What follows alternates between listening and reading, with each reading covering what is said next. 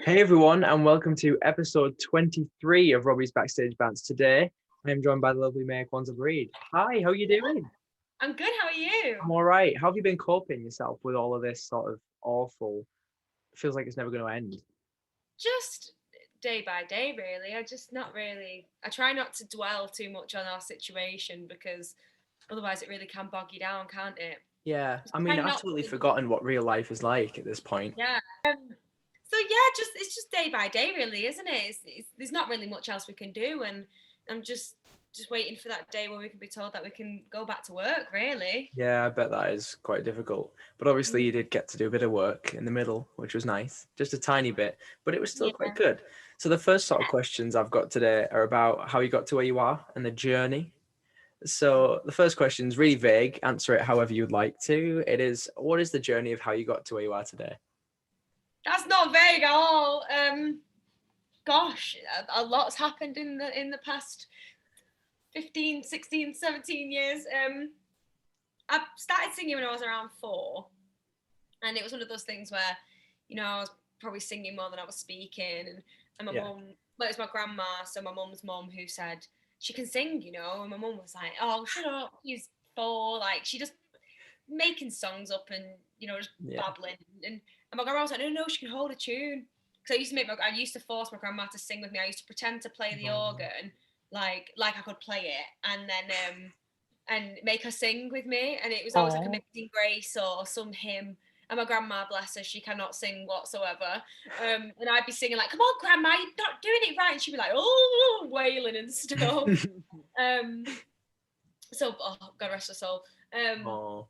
so when I got to about 9, my mum took me to a singing teacher, but it was a lady that she was teaching self defense to, and this lady, she called Judy Waters. She said, "Oh no, I don't like teach anymore." And also, how old is your daughter? Like, we don't usually start teaching singing until they're at least 13, because not in the way that boys' voices, like break noticeably. Girls' voices break, but they like mature rather than like what Yeah. all of a sudden break, because obviously to have like a woman's voice or whatever, it gets deeper, it changes Mhm. the sound, and that happens around when you're like 13, 14. So it's like we don't really mess with voices before then, or not mess, but start training them. Yeah. um and then mom was just like, "Well, can you just at least hear her, and then if not, I can maybe take her somewhere else, or we can give it a couple of years and then she can go singing lessons and stuff." Yeah. Like proper technique lessons and all that. And Mhm. I went, and after about half an hour, I sang a whole new world, both parts. Oh, Um, I know, get a girl who can do both. there you Um, go. and then mom comes in after half an hour and was like, she opens the door, and she was, "Oh my god, was she that bad?" And my singing teacher Judy was like, "No, she's really good. I want to keep her." So that kind of the where my like whole like singing kind of started. Yeah. And Judy used to run these like 9-day summer schools. It was kind of a thing that All like right. put on a musical in 9 days, and she used to write these little fun musicals, and It's used to only be cute. like an hour long, and Yeah. she'd get like the kids involved and stuff, and just get people like doing stuff, for That's nice. 9 10 days. Um, and I remember I did one with her when I just turned 10. So I met her when I was 9, and then it was the summer. So I started my first one when I was 10. It was called Rich the Musical. Oh, And rich. throwback, proper throwback. And met some amazing people I'm still friends with now. And Oh, yeah, and that was like kind of opened my eyes to say theatre. But I yeah. still probably at that age didn't really know that I wanted to do theatre or anything like that. And then it wasn't until I got to 12 when I came to the West End and saw Oliver, that I was like, I got this like proper, what's the word? Like it's what you aspire. Like you're like, wow, like it's the first time it was like a light bulb moment for me. And that in Yeah. that moment, I was so inspired that it like spurred me on. Got you. Yeah. And then after that, I kind of like tried to make all the steps. I was only like 12 at the time, like 12, 13. I tried to like make the steps towards obviously getting into musical theatre, not really knowing much about it. Oh, Like I yeah. didn't No. dance. I only did singing lessons, and I didn't dance, and I didn't do discipline dance until I was 16, until I went to college, and I went to Pendleton College in Salford. Mhm. And I used to travel 2 hours there and 2 hours back every single day, and I loved every minute of it. I absolutely loved college. It was the best years of my life, really. I've met the bestest people, and I learned so much about myself, and at such a young age as well. And then I went to GSA after then, luckily, because like I didn't get a place anywhere, and I only got on the reserve for GSA. I say only at that time. I was like, oh, really, like happy about it, really motivated, Right, which yeah. it should be, and felt like, oh yeah, I'm in with a chance. And I remember like 2 months went by and I heard nothing, and I thought, nah, like that's it, they don't want me. And then on my 18th birthday, I got the acceptance email, so I was ecstatic. It was one of those like nothing has topped it yet. Even No. like obviously the Olivier's amazing, and but like that back then for me was just like the biggest achievement. I'd worked so hard, Yeah. and I felt so deflated after like getting all my rejections, and like saying I'm not like watching everybody around me succeed, and I just really got myself down and was like, I'm going to take a year out and get fat and watch Netflix, and do you know what I mean, like a bit like wallowing, like I couldn't eat my feelings. Like, And I then don't know what to do anymore. yeah, I was like, well, I don't know what my life means anymore.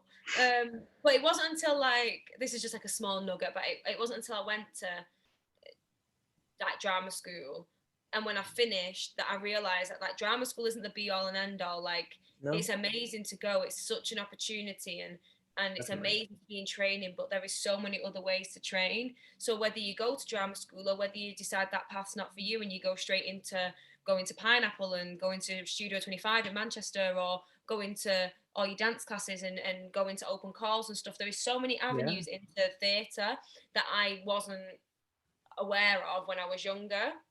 So it's up to you whether you want to go into training. It's completely not for everyone. I absolutely loved it and had an amazing 3 years. Yeah. Second year is the hardest though. I will not play that down. But yeah, I met the most incredible people. Yet again, I just seem to meet these pockets of people who just stick around, and I never let anybody go. So yeah, I've met the best people in my life and have helped me grow to this moment now. And then I think everybody knows my story after GSA. I think you're wearing a jumper that says it. Oh yeah. So like, knowing now that that's not the only route in, would you still have trained, or would you have gone a different route? That's actually a really good question. At the time, like thinking back at me being 18 years old, I said I wanted to like do cruise ships and like go and travel the world and stuff. And I remember it was my teacher who said, no, you need to try drama school. Like you would really like do well at drama school. And I was just like, and I remember he was called Paul, and he was like, no, you're auditioning for drama school. You're going to give it a go. Yeah.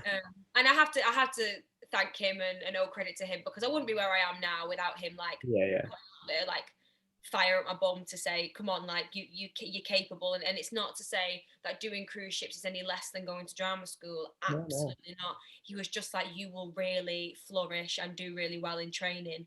And there's only obviously at college only so much they can give you, because like you're in 4 days a week, and obviously I learned so much at college, but there's so much more you learn at drama school, because obviously everything you do is catered to that. And in obviously a lot more detail. And most of the time when you are going to drama school or like or university, even, you're picking up your life and moving away, so it's when you really grow up. And he said like I do really well there, and I wasn't convinced. I think it was more out of a like, I don't think I'm good enough to go. I don't think I don't want to put myself through all of that. But I'm glad I did, because it really shows you tenacious side when you're auditioning, and shows how much motivation you've got and drive, really. And drama school is a big hurdle of it, but it's not the only hurdle. No, there's other ways in, isn't there? Yeah, exactly. Like Nicole, for example, who's just about to go into Dreamgirls to play Ashley, she didn't train, and look at her career. No. Incredible. Carrie Fletcher. Yeah, exactly. It's admirable. Amy didn't train either. Like, but it's so admirable. There's to watch. ways in without having to train. Yeah, exactly. It can be expensive, can't it? And the only thing I feel like with training you get is the contacts and the direct sort of route into agencies and auditions and stuff. But apart from that, really. But even going to drama school and having those connections when you get to your third year doesn't guarantee you're going to get an No, agent. no. But then again, that's not another thing to not be disheartened about, because you will find an agent. Like, I remember when I got into third year, and it was that whole, there was a kind of like agent looming over everyone's heads, like, oh, we're going to get like offers and interests, and some people are, is someone going to get loads and someone get none, and are we all going to graduate with agents, we're going to get a job. It's that kind of like weird bubbling in third year, but everyone's really supportive. I had a really supportive year. But that's another thing to say as well with agents. Don't be disheartened if you don't get an agent in third year. There's so many more agents out there that may have not seen you do your showcase, seen you do your shows. There's people you can write to, there's people you can email, there's people you can go and meet. So I would never, ever, ever feel disheartened, even though it's easier said than done. If people around you are getting agents and are succeeding, that you feel like reflects your success, but it doesn't at all. It's just Definitely. everybody's route and everybody's journey into this industry is completely different. No, absolutely. No, I get you there. That's really good, because obviously people like to know different sort of ways. I mean, I'm still deciding which way I want to go, really, because for me it's moving away from up north of here. It is quite far, isn't it? So it's all sort of that sort of thing. But did you ever have any other career paths that you wanted to get into, or was it always you wanted to go down this route? Well, when I was like 16, I remember people saying to me like, "Oh, do you not need a backup? Like what if you don't make it work, and what if you don't succeed?" And I said, "Watch." Hey. Put like my whole back into proving people wrong, really. But obviously for myself, because it made me happy. I didn't do it just to spite other people, Oh but yeah, no. I did it to be like, how dare you question my passion But yeah, and say that I need a backup, and say that, and question whether I'm going to succeed. That's like questioning why you're going to college to do English, which you're not going to use again. Are you going to use it unless you're becoming an English teacher? What are you taking it for? So don't exactly. question why I'm doing musical theatre. Don't question that. And people think, I think this is very broad. This was back when I went to college, so we're talking like 7 years ago. Wow, that's really old, isn't it? That when they were like choosing your options and stuff, and I remember like it was taking A levels, and there was a bit of a stigma around taking a B Tech because it's not very hard. I tell you now, vocational courses are tough. I am not saying that A levels aren't, because I haven't done one, and they are so practical. But on top of having the practical side of it, you do have to do an essay. But if that's not your strength, then obviously you will thrive in that section. But you also have to Yeah, be able to back it up via your essays and your practical and your written work. So I think they both have difficulties, 100%. It's just that they don't, like, vocational courses don't really involve an exam. yeah, Um, Maybe it's one exam rather than like 3 and 4, 5, 6, 7 which would exams. be nicer. Yeah, exactly. So hats off to anyone that does A levels, because I'm not academic. I think I might do A levels. Yeah, that the hats off. Like I said, hats off to you. I am not academic whatsoever. I'm yeah.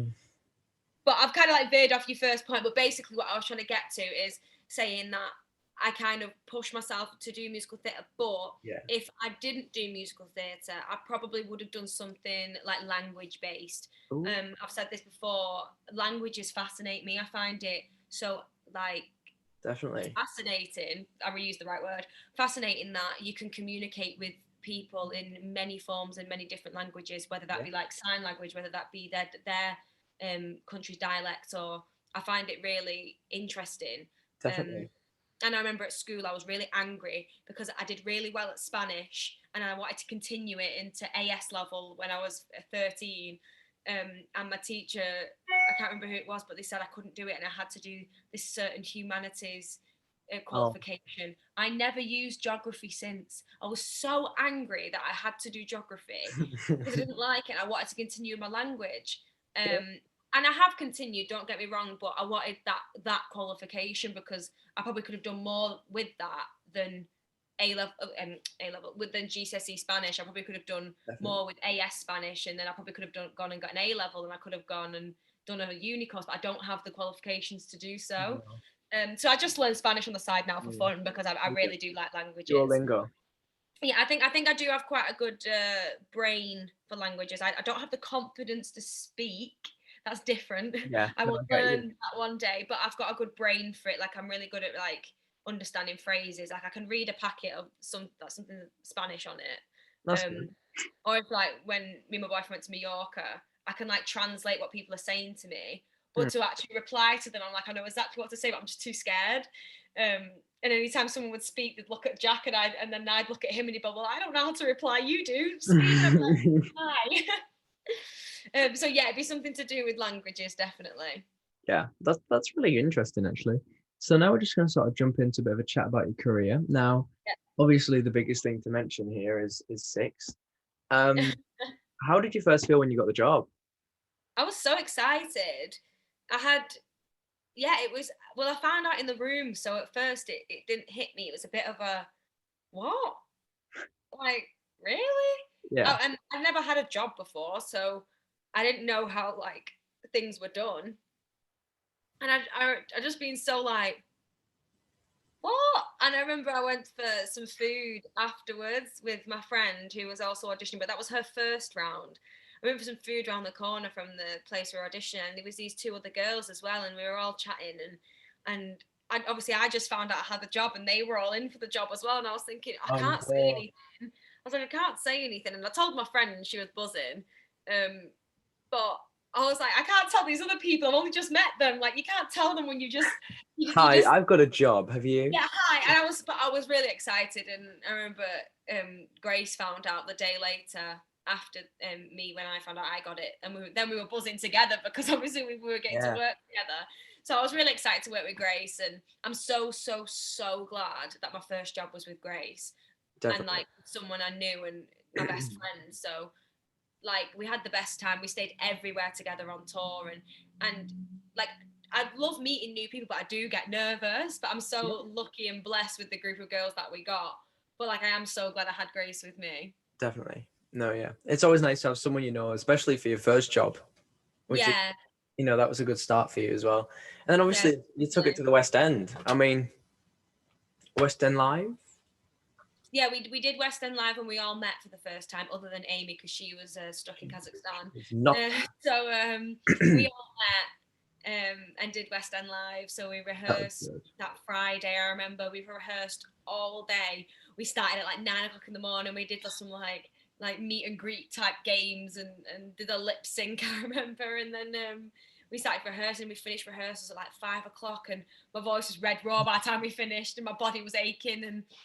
And then we went down to the stage, and that was like so overwhelming because I'd never been on a stage Yeah. like that. And we sound checked and did a couple of run throughs, and then the next day it was get ready to go up. But that was like Big such a one. big moment for us all because it was the first time we were all coming together to do this show that no one knew anything Yeah. about. Nobody knew Six at that point. Yeah, so it was great to go back the year after, obviously everyone knowing who we are and in costume. Costumes, yeah. Because obviously the year before we were just dressed in normal clothes, so like we didn't have our costumes by that point. Yeah. So it was so nice to go back the next year, and it wasn't like it was nerve wracking. Don't worry, but it wasn't as nerve wracking as the first time because No. You knew there was people that supported the show, so yeah, and but after we did West End Live the first time, like the support and like the enthusiasm we got afterwards for this new yeah. show that was opening, people were buzzing and because obviously we did that in the June and then we didn't come back to the West End until the September. People were like so excited for the show that had not come to London yet. So That that was was yeah. yeah, that was exciting. That was the most sort of everyone was introduced to Six. Everyone was then, which is nice. But Mm, obviously you stuck with the show for quite some time and then you got called back up, didn't you? I did. I did twice. Oh, Twice to save the day. you'll be saving the day until the show stops running, I think, at this Oh point. no, I won't. I won't be able to again. I don't know the show anymore. Oh, after It's been this a this year. pandemic has stopped it, yeah. Yeah, it's been a year. They'll have to relearn it in case they need you. No, I wouldn't know it now. The Oh show has no. changed again. Oh no. Yeah. What are we gonna do? I think I'd have to go back into rehearsals They to. might do that, you know. They might put you back in Oh, rehearsals as an emergency. I don't think they will. I don't think they will. My time with Six is done now. Yeah. I'll always be a part of the Would Queendom, you and ever I'll go always back? Like a full time if they asked?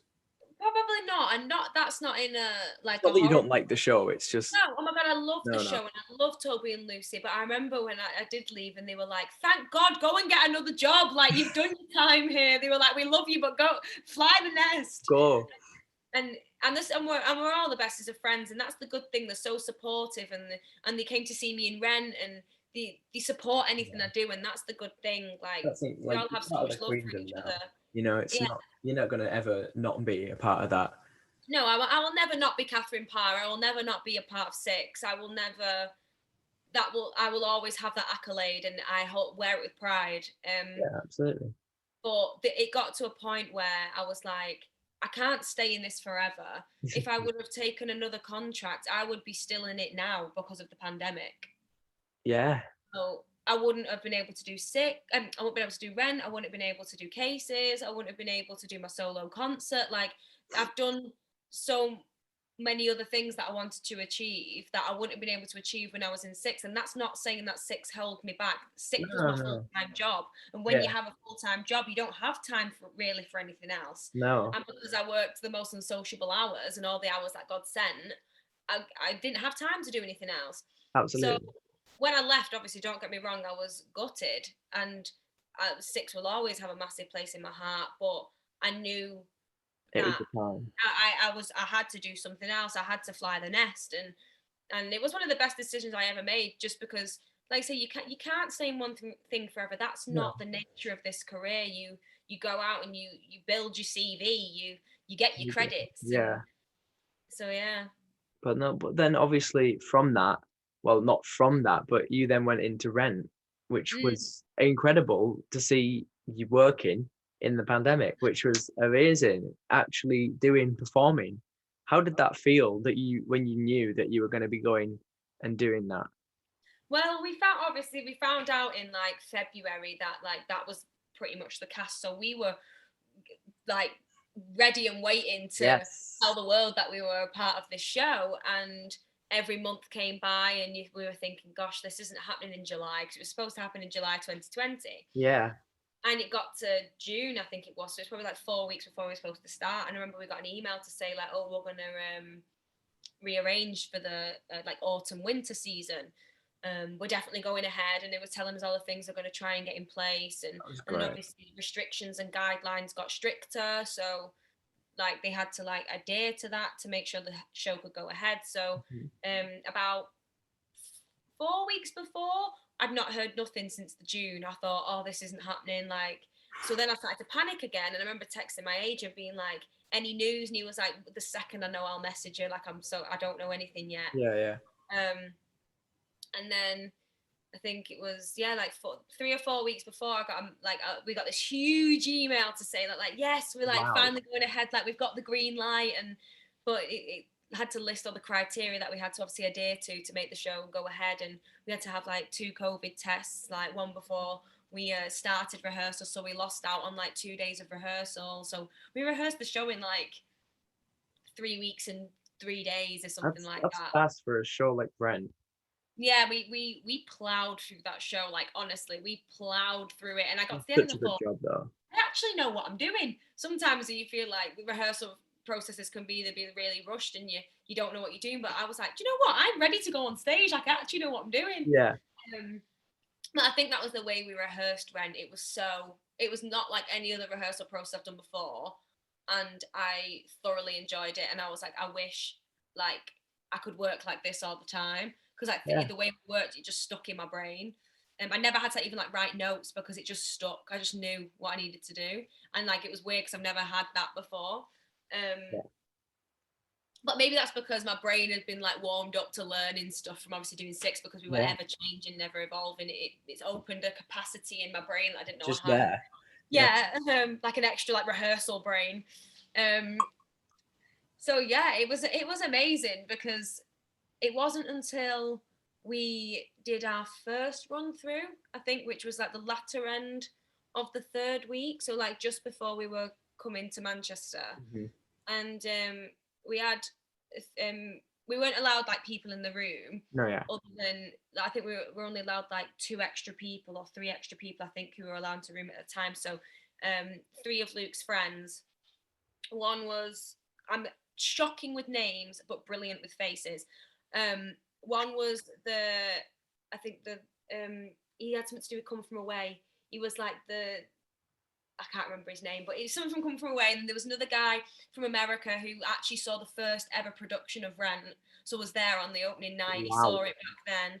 And there was another guy who worked at Weinberger, I think it was, the like publishing company who like let us Right. do Rent. So there was three came, and afterwards they were like giving us like feedback after, and Mhm. he had so much praise. I remember turning around, we were all just crying, and one of them said about the fact that right now that piece of theatre was the first one he'd seen in 7 or 8 months, Yeah. and like how amazing that I've just managed to watch a piece of theatre, and right now you are probably the only people who are doing it. And I sat there and I was like, wow, Yeah. he's right. And that is just the most amazing feeling ever, that like Yeah. you're able to create and perform and it be a pandemic, and the show that we're doing is also about a pandemic. So Yeah. like life imitating art, and we kept saying that, Perfect. life imitating art. It was just, yeah, it was what, I don't even have the words for it really, because it was No. just really special. It And was really, obviously, sadly, you didn't get to sort of stay there for too long, but at least we got the streams. yeah, That was I'm so, nice.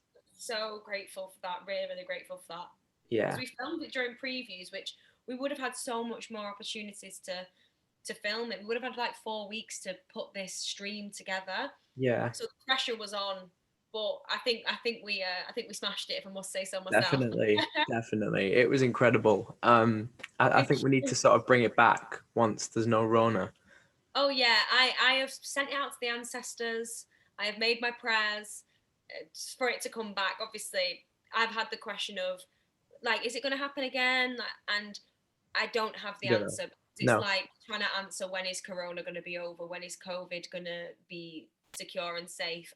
I don't know. So I don't have the answer for when it's going to be coming back. But I have prayed and I've prayed and I've prayed. So I hope I get to do it again. Yeah. I Hopefully. need to like close my book on it. I can't leave it. No, you were cut Not short, so we need to, especially after how long you're in six. I mean, yeah, I need to honor it. I need to honor that's it. anything to go by. We need to sort of Yeah, yeah. finish that chapter off. Come on, guys. I know. I need my closing night. I need it. Yeah. That's what I live for. I need my opening and I need my closing. It But should I be need my closing to be further away from my opening. yeah. It was too Not close. on the same night. No, not like Six Broadway. That was sad. That Um, really broke my heart. I was on holiday when that happened, and I heard the news at like 4 o'clock in the morning, and I was so shocked. Heartbreaking. Really is, Rubbish, isn't I it? know. I can't believe this has happened. To be honest with you, we didn't. I know, No one it's even knew. stupid, isn't it? No, you Mad. couldn't predict it. No. I mean, I've just seen from a year ago yesterday where I was watching Mousetrap. We was in the theater, and I was like, It's such a strange reality now, isn't it? I was like, there was a pic. I took a picture. Like I turned around and took a picture of behind me because we were sat quite close to the front. So I got like, oh, people that close together. I know when you see things now, it's like, oh gosh, you can't be that close. Step away from each other. Yeah. Stop breathing on Like each other. you're watching a film and you're like, should they be that close together? I know. They touched. They touched. They They should touched. they should be wearing a mask in that shot. No, honestly, it's become just drilled into your brain. Yeah, But I it think we has. should jump onto the fans' questions. If you Okay, want, we've got some fans' questions here. let's do it. So the first question is from Keisha, and Keisha's asked, "What are your go-to karaoke songs and/or audition songs?" Ooh, karaoke. I really don't like doing karaoke. I despise it. But if I ever have to do it, if I get forced into doing it, it's probably a Whitney somewhere, probably an I Have Nothing, or Want to Dance with Somebody, or I really don't like doing No, karaoke. I try to steer as far as I possibly can. we're doing karaoke now. Leaves the room. Yeah, I just try and run. If it's like karaoke for a bit of fun, then I don't mind it. But because I can sing, there's a certain expectation when I do a karaoke. Yeah. But when you do karaoke, it never seems to sound good. No, the microphones. Me personally, I don't know what other people sound, but me personally, I sound terrible on a karaoke. And my go-to audition songs have been the same songs I've sang since I was like 14. 12 Children from Desirose, Home from the Wiz, and I'm Here from the Colour Purple. Yes, some good They are my choices in 3 there. go-tos. I love them. The next question is from Emily, and Emily's asked, what do you have the most in common with the characters that you've played? Ooh. I know. Gosh, I need to be a little bit more Mimi. She's so much fun. I'm really boring. I would love to say I'm spontaneous, but I'm not really spontaneous, and Mimi's extremely spontaneous. Catherine Parr's very level-headed. I wouldn't say I'm level-headed whatsoever. Catherine Parr is a very she's very level-headed, very calm, and I'm not like that as a person, so I don't think I'm anything like Catherine Parr. Yeah. She's feisty though, actually. No, I'm a bit feisty.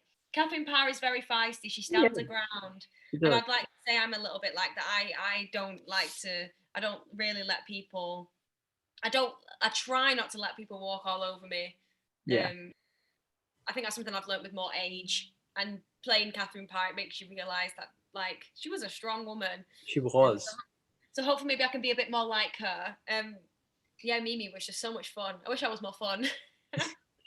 You're fun. That's what you're talking about. The next question is from Olivia, and she has asked, what would be a dream show for you? The Wiz.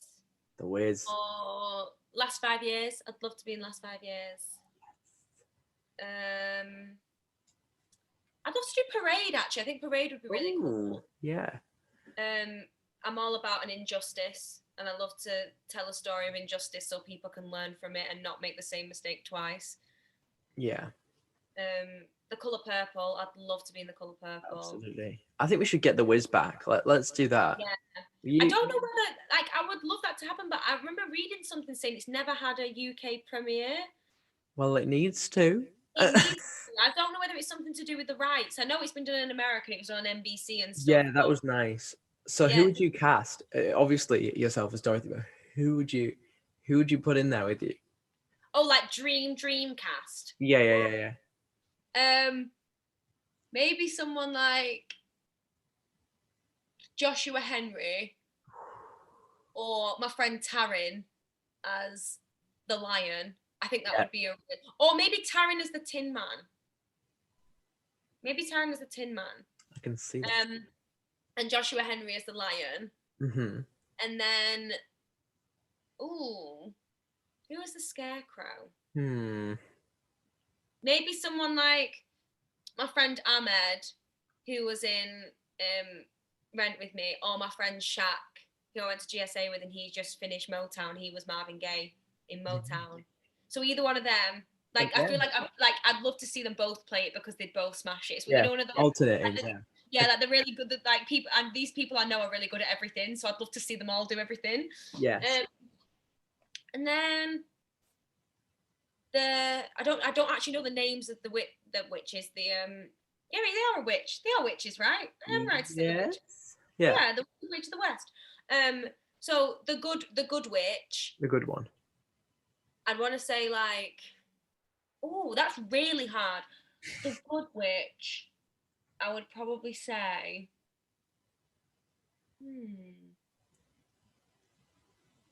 I'd love to see like Danielle Fiamagna be the good witch. Yes. She's got a banging song, and I'd love to see Danielle sing that. And the evil witch, who also has one of the best songs in the show. Don't you bring me no bad news. Don't know bad news. Sorry, I just had to give a rendition there. I like that. Who would play that? I want to say like, who's going to play? Do you know what I'm going to say? I want to say Kayla Carter or Jocasta. Because I just would love to see them both do it. I feel like they can both smash that. Should we make it happen? Oh yeah. Let's do it. I mean, I don't know how we go about it, but let's do it. I don't know how we do that, but I haven't spoken to any producers yet, but when I do, keep me in mind. Yes, I'll be like, right, come on then, let's go. The next fan's question is from Trevor, and Trevor's asked, if you get a line on stage, what do you do? Oh, panic. No, I'm joking. But the panic, the fear, 1 second can feel like 30. It's horrible. Even when you're singing, it's rough, isn't it? Yeah, hopefully when you do forget things on stage, either someone can help you, which is rare, Very. very rare. I'm going to put that out there now. It's really, when you're in it, it's really, really hard to remember somebody else's line when you forgot your own. Like, it really is. If you can save the situation, then do it. But don't try and save it if you don't remember your own. And yeah, like being in a position where, like, for example, with Six, if things did get forgot, it was really scary to pick it back up because you weren't always like thinking about somebody else's line because you're thinking about your own. So I would say hopefully someone can save you if they can, but if you remember the next section of what you're supposed to say, just follow on with that. Just keep the story moving. Don't try and fumble or try and remember what you said. Don't beat yourself over it. Just keep going. Just cover it. Just make it up. It's one show. Yeah, if you remember a rough version of what you're supposed to say, just say it. And if it's got a cue line, please just try and remember the cue line. But all the rest, if you forget, just try and keep it plowing on. Because afterwards you'll just laugh at yourself because you'll be like, oh gosh, I can't believe I just did that. Yeah. Yeah, if you can just keep it going, and it is so easy to forget your lines on stage because even for a split second, if you even think about something else, you can just lose it. Gone. It's so easily done. Don't ever beat yourself up over it. It'll be something you laugh about. Definitely. And the last fan question is from Evie, and Evie's asked, what was your favorite dance routine in Six? Get down. Oh, yes. That's quite chill. I like Get Down. Yeah. Probably one of my favorite. I do like the No Way dance break though. I do like the No Way dance break, yeah. But I think the Get Down was one of my favorites. Yeah. So now, just to sort of, test your knowledge, we've got a quiz on how well you know Six, just to drop you back in case they ever need you. Can't do one about Rent. I did that more recently. I know. I thought about it. I did think about being nice. But then I thought, you know what? No. I can't. I'm not. I'm not nice. You are. Oh. See, now you make me want to do a quiz about Rent. Here you go. So it's fairly easy. There's one or two questions that are not so easy, but that's fine. And I've gone really easy on you on the finish the lyric. That's how bad I felt. So the first question is, how many tracks are in the cast recording? Think about that one for a second before you put in any songs that are not. Okay, 1 second.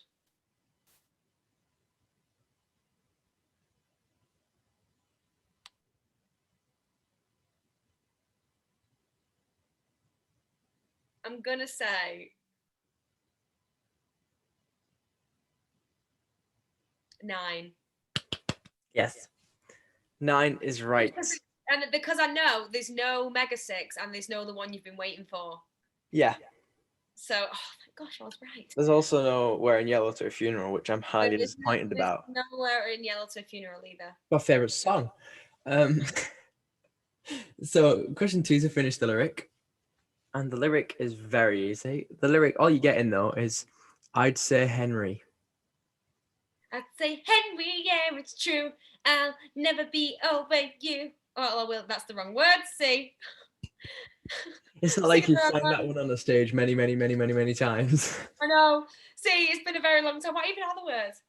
They say Henry, yeah, it's true. I'll never belong to you. There we go. I mean, you were close enough. It's because it's the first verse. I got the first and the second mixed up. So many. Like that is a confusing song, in fairness. Now is when it starts to get a little bit difficult. Okay. Who speaks the line?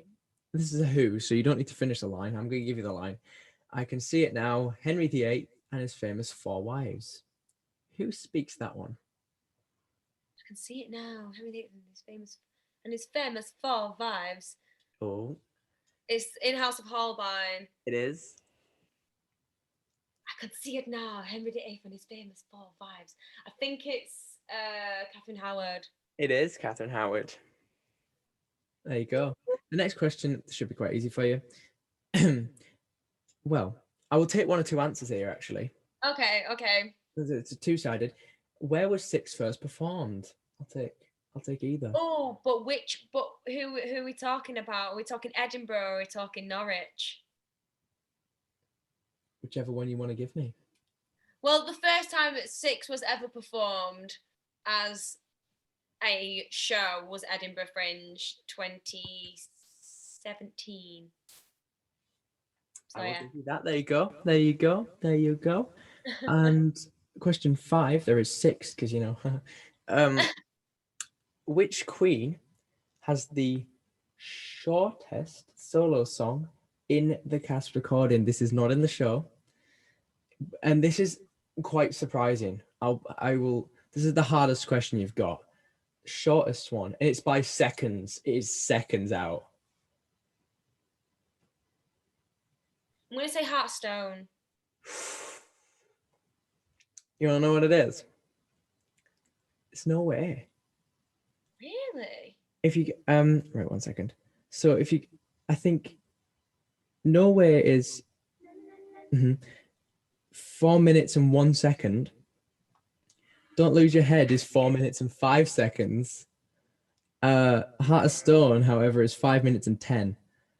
Do you know what? The only reason I said that is because I was thinking about the bit before No Way, you know, the dum dum. Oh yeah. That's the only reason. Maybe, Well, I would have said Get Down if I didn't know the answer, which obviously I did. But that is true, actually. I would have said Get Down or Don't Lose Your Head, but no. Yeah. Arrogant. No, Don't You Lose Your Head. I didn't think that one would be short, but I thought Heart of Stone was probably shorter. But no way, you learn something new every day. No way. And question 6, which cruise ships is 6 performed on? There is 2. Oh, Oh. give me a minute. Norwegian. They're both Norwegian. That is the cruise sort of. But I mean, I don't think I know the names.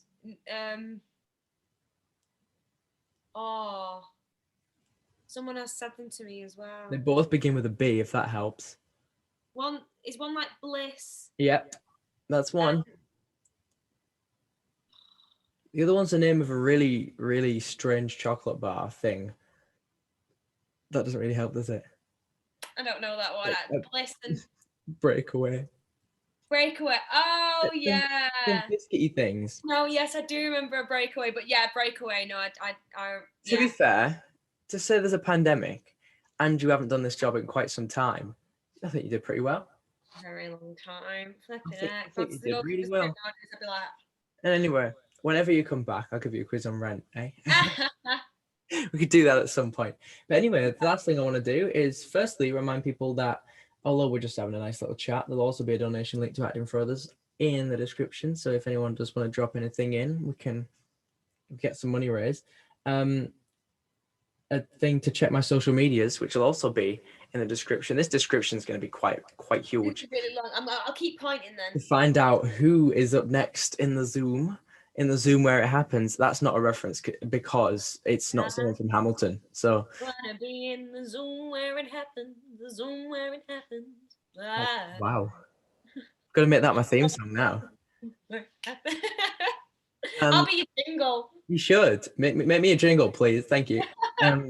But anyway, thank you so much for joining me today. It's been an absolute pleasure speaking to you. Thanks for having me. Oh, thank you so much, and thank you to everyone for watching, and we'll see you in the next one.